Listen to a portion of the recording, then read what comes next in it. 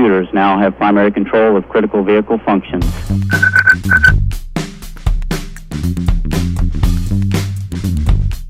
Welcome to the IBM Keep It Simple Technology Podcast, where each episode we discuss technology but in a simple way. We keep the explanation simple, but what we spend our time on is emphasizing what this technology means to you and how you can best utilize this technology for you and your business.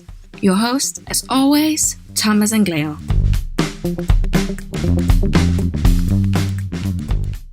Welcome to the Keep It Simple Technology Talk Show. Once again, on this episode of the talk show, we have the brother from another mother, CTO of IBM in Norway, ladies and gentlemen, Loek Vredenberg. Luke, say hello to everybody. Hi, everybody. You got to work on your highs. Are you married? Yes. Are you still married? I'm still married, yes. Did she accept those highs? Yes. Oh, so... All right, I got to talk to her after this talk show. And this is, and I am Thomas Anglero, Director of Innovation for IBM.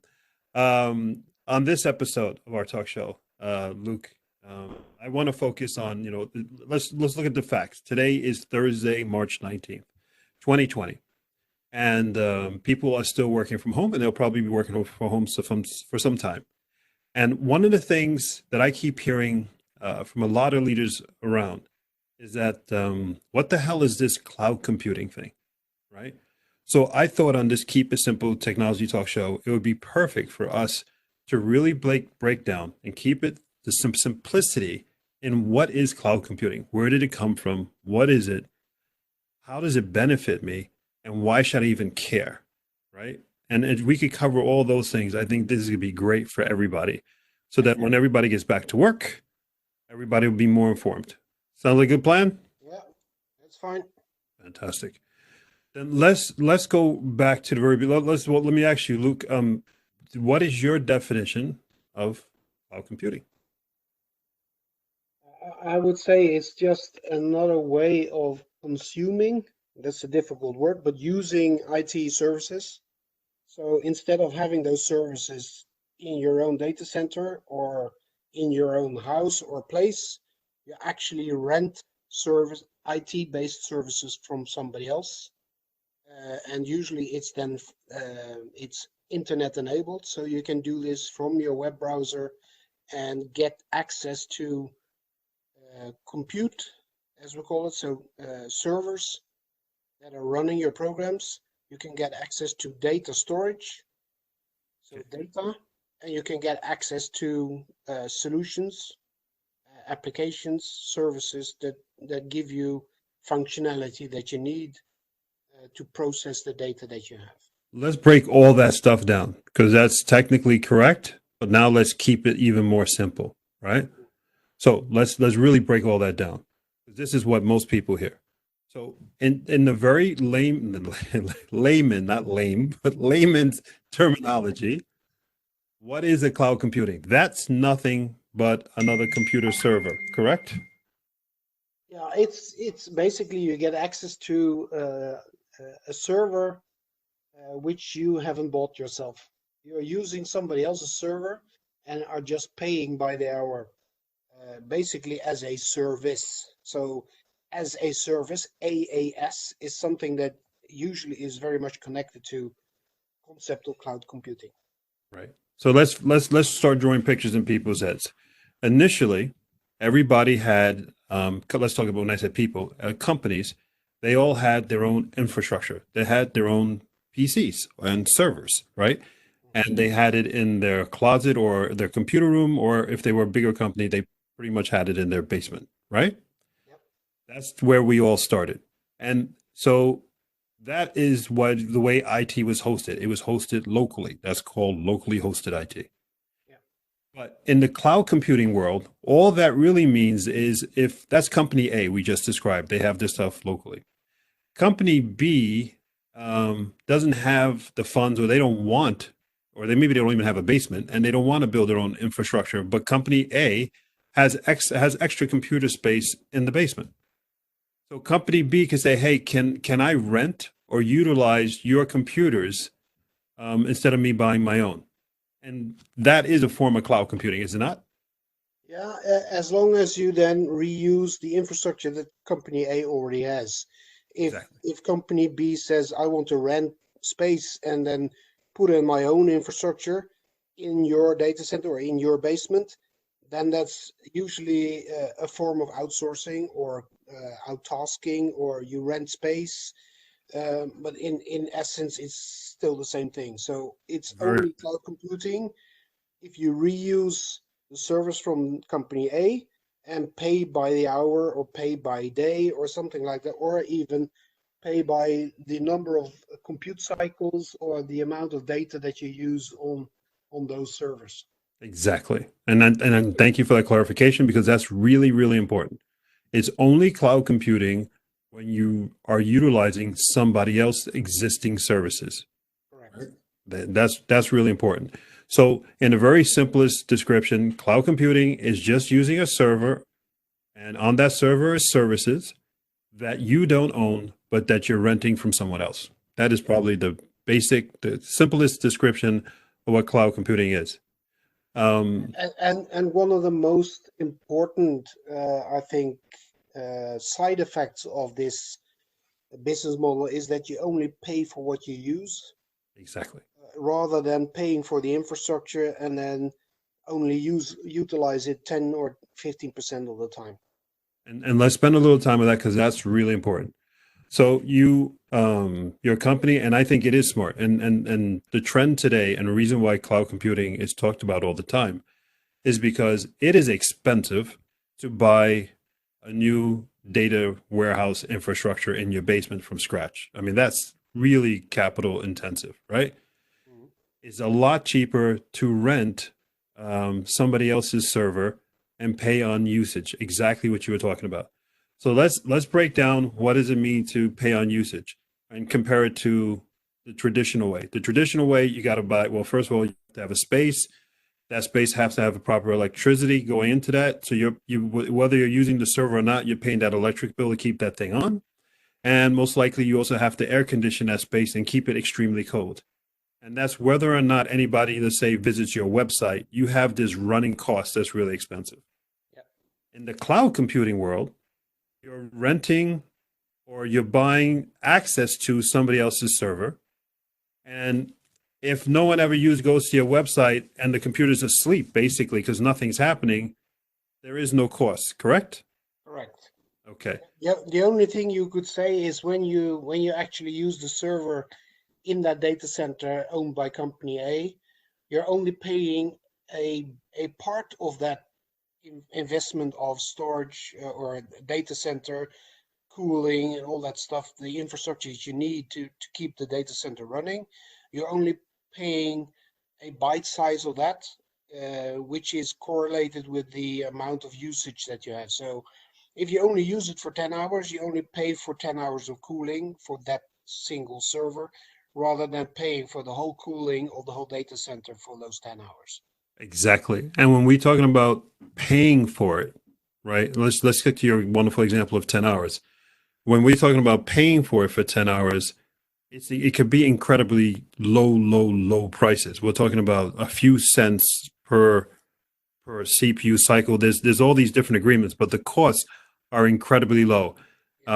Let's give credit to where credit is due. Even though the concept of putting a server in somebody else's premise of property has been around for decades, in the area of cloud computing, Amazon definitely is the king. I mean, they really evangelized the whole movement. So let's give credit to them. But now there's, excuse me, there's all many different providers. IBM is there, one of the leaders as well. You have Google, you have Microsoft, all these wonderful players who do it differently. Um, but the trick is that the cost, because you have all these big players who set up all this infrastructure all over the world, and it's small players as well, you're only paying for what you use. And Amazon and all these competitors have driven the price down because it's so competitive that it is incredibly cheap to only pay for 10 hours of usage versus that whole capital cost payment, right? And there's one more advantage of as a as company B investing in cloud computing, and that's getting access to the innovation that is embedded in the cloud computing platforms of the vendors that are supplying these services to the marketplace. Again, if you have company A, they do a large investment, build a data center, buy infrastructure, and they write that infrastructure off in 3, 4, 5 years time. So in that period, you are using that investment and you don't do any updates or innovations on that infrastructure because you've made that investment upfront and you want to get payback for that investment. When you do cloud computing, these vendors like IBM, like Google, Amazon, and the others, Microsoft, they all innovate those platforms all the time because of the competition they have with each other. So when you as company B access cloud computing from these vendors, you are basically also accessing that innovation that is ongoing all the time, rather than being stuck with an infrastructure that you paid for and need to use for 4 or 5 years to get payback on that investment.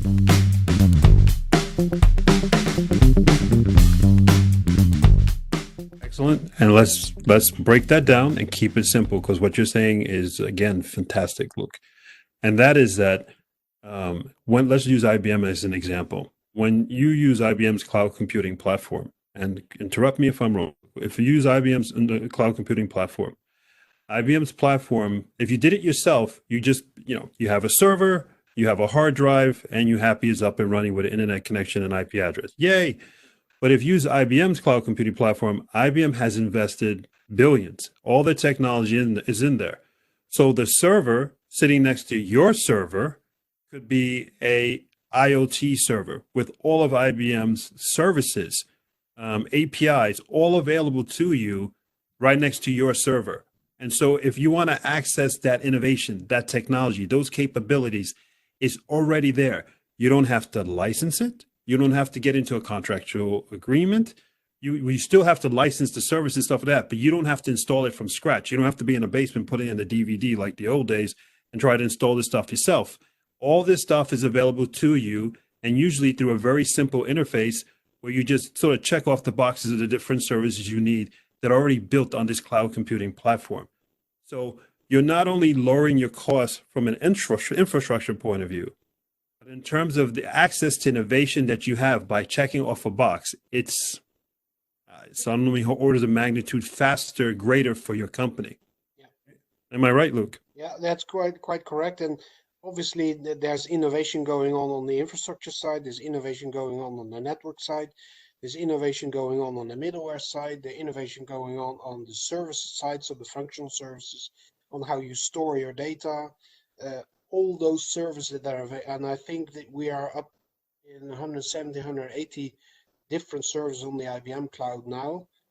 And we get new services all the time, but also the services themselves are updated and innovated all the time as well. So when you access that service, you know that you get the latest and greatest of, let's say, API management or API Connect, or you get the latest and greatest in security, or how you store your data on storage, etc., etc. So there's loads of different services, and they are updated and maintained separately, so they keep up to date and are innovated all the time.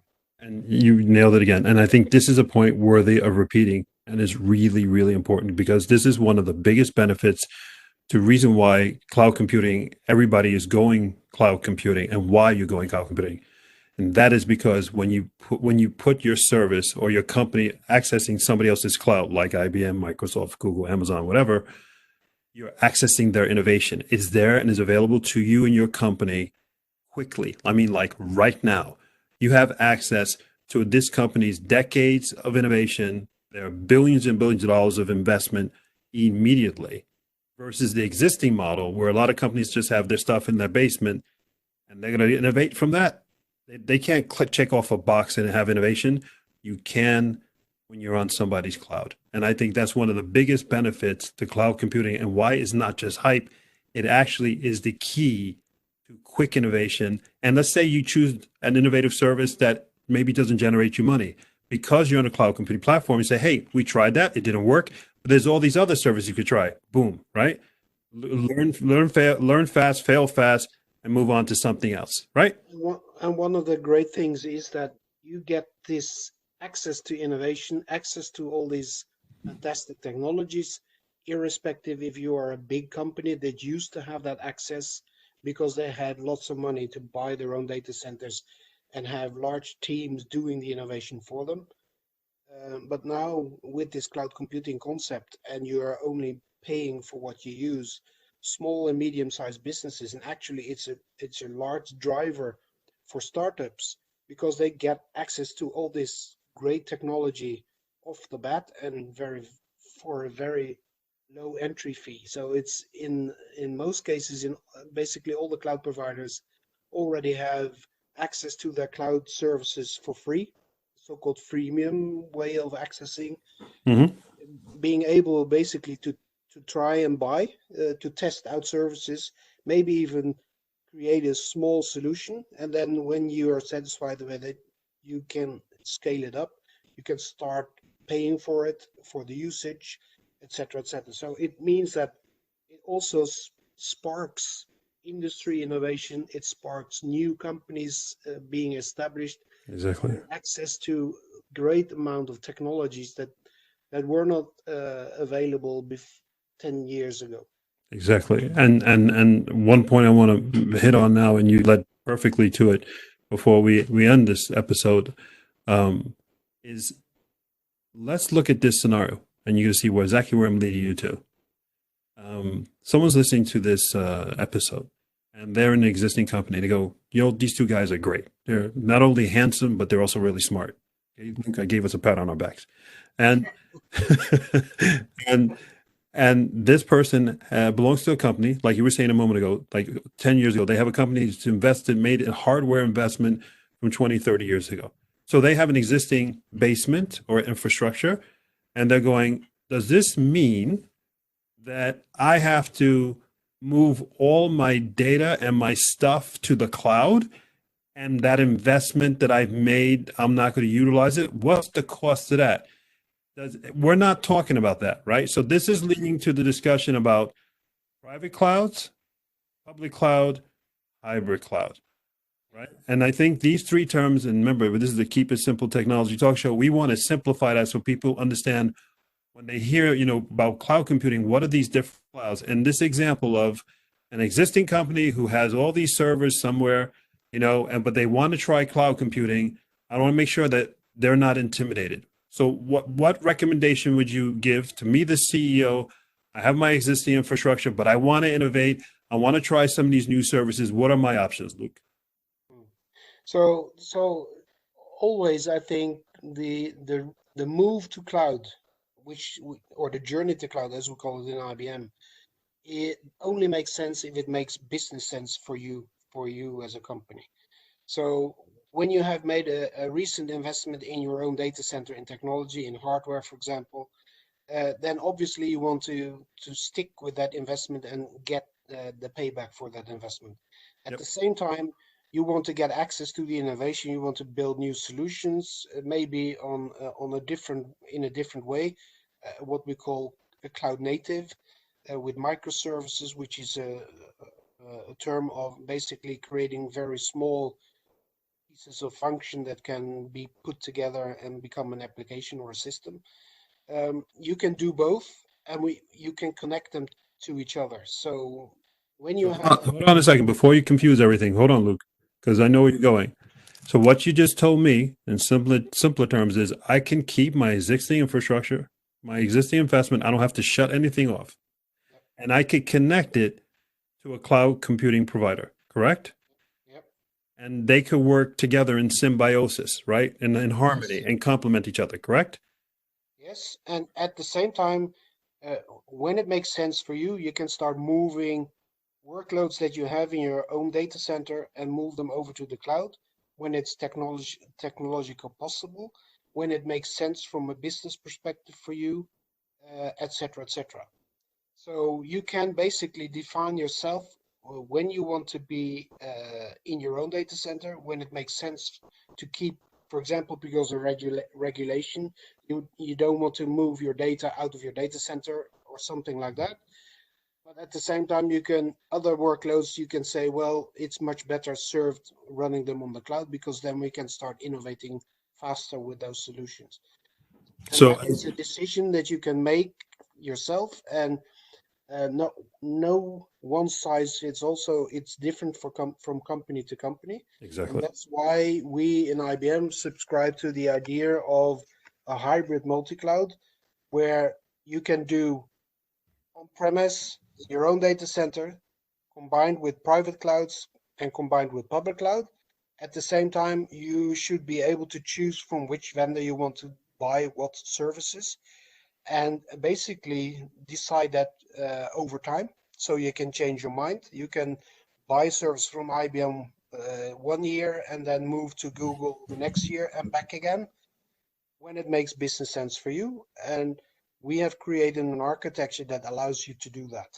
Okay, let's break down what you said because it's really important that people understand the all the nuances. Because once they understand that picture, then they'll get where all the great benefits is. So let's break down the word of private cloud. What is a private cloud? A private cloud is basically running a platform, technology platform, more or less as a service. You can do it as a service. You can also implement it yourself. But you have all the platform and middleware technologies available to you, running in your own data center, so you can get all the innovation and the flexibility that you can get from the cloud, but you can also implement that in your own data center. So the private cloud is my own private data center. Right. And you get access to the cloud technologies, but it's in your data center and it's only you that are using it. That's why it's called private and not public. Exactly. And the public cloud is everybody else is sharing those same resources and innovation, correct? Correct. And an example of the public cloud is like what you were saying a moment ago, the IBMs, the Amazon, the Googles, the Microsoft, correct? Yeah. Okay. And then what is the hybrid cloud? A hybrid cloud is basically a combination of both, where you integrate both legacy, so i.e. your own data center. The one I have in my basement that I've been spending a fortune on for 30 years, correct, right? And then maybe you have some area in that data center that you have created, where you have created a setup, a private cloud, and you want to connect that with a public cloud setup service that you're using from or developing on a public cloud in Microsoft, but at the same time you want to use Office 365 from Microsoft, and you want to use Salesforce as a service, so you can combine different types of services in a hybrid setting. Fantastic. Now let me paint a picture in everybody's head before we end this wonderful episode. I am the CEO of that company, right? 30-year investment in the basement. I buy a new server, and in that new server is dedicated, it's going to be my new private cloud. So it's sitting there in the basement next to all my old equipment. And I have it, and it's my dedicated server, and it has services and everything like it's in the cloud. So I've set up a brand new cloud, private cloud, right next to my other servers. But then I'm going to connect that box in my old basement to one of these cloud computing providers, or maybe multiples of those. I'm going to connect it to Google and Microsoft and IBM all at the same time because I want to access all their innovations.